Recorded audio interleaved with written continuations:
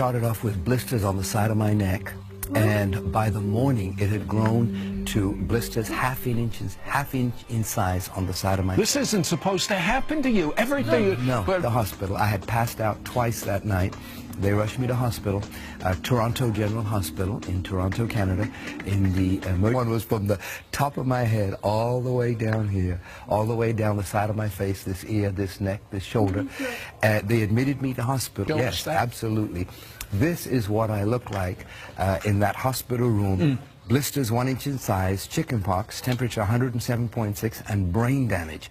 In this condition, with hypothermia, they left me to die. Well, the doctors actually came into the hospital, standing over your bed. They think you're out of it. You're sleeping. What did you hear? Well, in the middle of the night, I see this figure at the end of the bed, and it was the outline of a person with light radiating from them. I couldn't tell you the way the face looked, but all I could see was this outline of a person with light. Now, I knew it was Jesus. This person that appeared said two things: I am the God of the Christians, and I'm the God of Abraham, Isaac, and Jacob. Wait a second. At some o'clock, I don't know why, I woke up at 6, turned on the television. They were turning on the screen. It says, "Is Jesus the Son of God?" My goodness. Coincidence? I don't think so. That was the very question that was in my heart. And they're talking back and forth, and they were talking about how God sent his disease that you had. Well, that day when that program finished, I got on my knees. They led me in a prayer. I asked, "Can you make me look like this again?" I had looked 75 years old. I had, my whole face is aged. 5 days later, I woke up at 5 o'clock in the morning. The doctor said, "Don't scratch the blisters, they're contagious." But I saw some on my pillow, so I must have scratched them in the middle of the night. I got out of bed, stood under the shower, said for an hour and a half, on a month wedding, they've got all of... She collapsed outside of a mall. Then she had 6 catatonic seizures a day. They took her to St. Michael's Hospital, put 28 needles in her head, diagnosed multiple sclerosis on the inside of her. Now we started to see her getting better and better. Did it explode in you too? Absolutely. You knew for sure she'd be healed? I knew for sure that if any... So when that tingling feeling started to come back on me with shingles, I realized immediately, wait a minute, is this shingles coming back, or is this a tingling feeling? And the response was, he died in Westminster Hospital in London, England. They took his body to the morgue. I got the phone call, my praying, and after several hours of prayer, I got the call that he came back to life in the morgue. I wonder what they thought. Intensive care unit, and I flew to England, prayed and laid hands on him, and he came out of the coma, gave his life to Jesus, and described all the doctors trying to revive his heart because his heart had stopped beating. Then he saw them give up and cover him with a sheet. He saw them looking down. They took his body into an elevator down to the basement to the morgue.